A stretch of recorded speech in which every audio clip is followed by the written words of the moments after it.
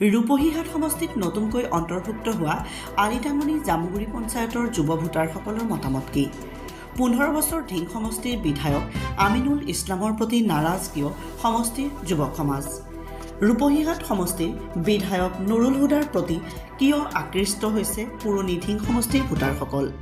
বিগত 15 বছৰে ব্যৰ্থতাৰ শীৰ্ষস্থান দখল কৰিবলৈ সক্ষম হোৱা আমিনুল ইছলামে ঢিং সমষ্টিৰ আন্তঃগাঁথনিৰ কোনো উন্নয়নৰ কাম কৰা নাই।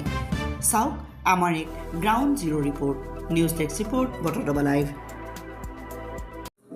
আগতে ডিং সমষ্টি আছিলে, এইটো হয় নতুনকৈ ৰূপহীহাট সমষ্টিত সোমাইছে। হয় এইখিনি এৰিয়াত মানুহখিনিয়ে 2026ৰ কাৰণে কোন দলৰ প্ৰতি আকৃষ্ট হৈছে বুলি আপুনি ভাবে?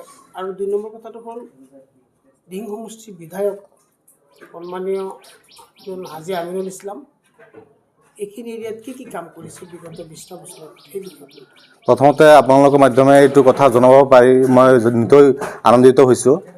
মই প্ৰথমতে এইটো ক'ম যে আমিনুল ইছলাম যে আমাৰ বিগত 15 বছৰ আমাৰ ডিং সমষ্টিত MLA হৈ আছিলে, তেখেতক চবেই এটা জানে যে ফেচবুক MLA। তেখেতে আজিলৈকে উন্নয়নৰ একো কাম কৰাই নাই। গোটেই আলিটামনিৰ জামুগুৰি মৌজাটো যিটো আপোনাৰ জিপিটো যিটো আছে, মোৰ দেখাত এটা এনেকুৱা কাম নাই যে তেওঁ কৰিছে, কিন্তু কিছুমান তেনেকুৱা অন্ধভক্ত এতিয়াও ঘূৰি কয় বোলে আমিনুল হাজী আৰু নুৰুল হুদাৰ মাজত পাৰ্থক্য কৰিলে বোলে আমিনুল হাজী তাতকৈ বহুত ওপৰত। আজি আপোনালোকে যিটো ৰাস্তা এইমাত্ৰ আহিছে, দগাঁওটো আলিটামনি টু হাতীযুজুৱা, আকৌ হাতীযুজুৱাৰ পৰা আপোনাৰ কি কয় ভমুৰাগুৰি, ইফালে আকৌ আলিটামনিৰ পৰা বালুগুটীয়া, এই গোটেইখিনি ৰাস্তা যোৱা 2-3 বছৰৰ ভিতৰত আপোনাৰ আমাৰ বিধায়ক নুৰুল হুদা চাহাবে এইখিনি ৰাস্তা কৰিছে। কিন্তু আমি এতিয়ালৈকে তেখেতক কিন্তু ভোট দিয়া নাই। আমি নুৰুল হুদা চাহাবক এতিয়ালৈকে ভোট দিয়া নাই, কিন্তু তেখেতে আমাক এটা কৈ 3টা ৰাস্তা উপহাৰ দিছে। আগন্তুক দিনত আমি আশা কৰিছোঁ যে নুৰুল হুদা ইয়াতকৈ বহুত বেছি কাম কৰিব আমাৰ কাৰণে।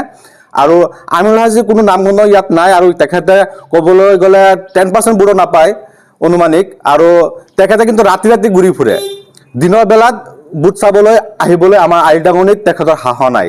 বিশেষকৈ আমাৰ এইটো চাৰিআলি, যিটো উছমানী আলী সদাগৰ চাৰিআলি বুলি কয়, এইটো চাৰিআলিত তেখেতৰ অহা সাহস নাই। যিহেতু কিয়নো যোৱা বছৰ যেতিয়া কংগ্ৰেছৰ লগত এলায়েন্সত UDF লগত ইলেকশ্যন হৈছিলে, আমাৰ ডিং সমষ্টিৰ প্ৰাৰ্থী আছিলে UDFৰ আমিনুল হাজী।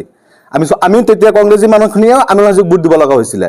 তেখেতে আহি পেলাই আমাৰ এইটো চাৰিআলিত আহি পেলাই এটা প্ৰতিশ্ৰুতি দি গৈছিলে যে উছমানী আলী সদাগৰ, যিজন 1937 চনত MLA আছিলে, তেখেতৰ যিটো সুনাম গোটেই অসমত এতিয়ালৈকে জনাজাত হৈ আছে, তেখেতৰ নামত তেখেতে নিজ মুখেৰে কৈছিলে, আমিনুল হাজীয়ে নিজ মুখেৰে কৈছিলে যে তেখেতৰ নামত এটা গেট দিব ইয়াত, এইখন চাৰিআলিতেই এখন ডাঙৰকৈ গেট বনাই দিব তেখেতৰ নামত স্মৰণত। কিন্তু আজিলৈকে এটা শিলগুটি পৰা নাই ইয়াত। তেওঁ হৈছে মিছলীয়া ভাণ্ডাৰ, তাৰ মুখত বুঢ়াৰ আগত এইটো দিম সেইটো দিম বুলি কৈ পেলাই ঘূৰি ফুৰে, কিন্তু তাৰ পিছত তাক বিচাৰি পোৱা নাযায়।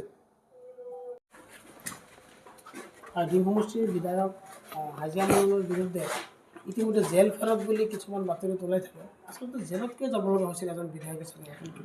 চাওক, আমিনুল হাজী হ'ল চাচা বতিজাৰ MLA। তেখেত নিজৰ মুখ দুষ্টুৰৰ কাৰণে, একচুৱেলি তেখেতৰ এইটো প্ৰপোগাণ্ডা। চাওক, আহিলে কৰোণা টাইমত, ডিউৰিং কৰোণা পিৰিয়ড, লকডাউনৰ টাইমত এই মুখ চাম্ভালি কথা ক'ব নোৱাৰাৰ কাৰণে তেখেত জেলত গ'লগৈ। আমাৰ সাধাৰণ ৰাইজৰ অৱস্থা কি হ'ল? ঠিক তেনেকুৱা পঞ্চায়ত নিৰ্বাচনৰ আগত নিজৰ মুখটো চাম্ভালি কথা নকয়। আৰে ভাই, মই এজন বিধায়ক, মই নাজানিম কোনটো কথা ক'লে জাতিৰ কাৰণে ভাল হ'ব, কোনটো কথা জাতিৰ কাৰণে শুদ্ধ, কোনটো অপ্ৰিয় হ'ব। তেখেত মুখ দস্তুৰৰ কাৰণে, নিজৰ পাতল মুখৰ কাৰণে তেখেত জেল কাটিছে। কিন্তু তেখেত আহি সমষ্টিত দিয়ে মই জাতিৰ কাৰণে জেল কাটিছোঁ, নহয়। তেখেত 15 বছৰ আমাৰ ঢিং সমষ্টিত MLA আছিলে, বৰ্তমান আছে।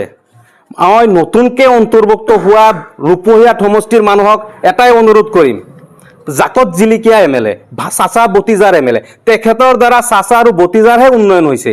আমাৰ ঢিং সমষ্টিৰ ৰাইজৰ উন্নয়ন একো হোৱা নাই।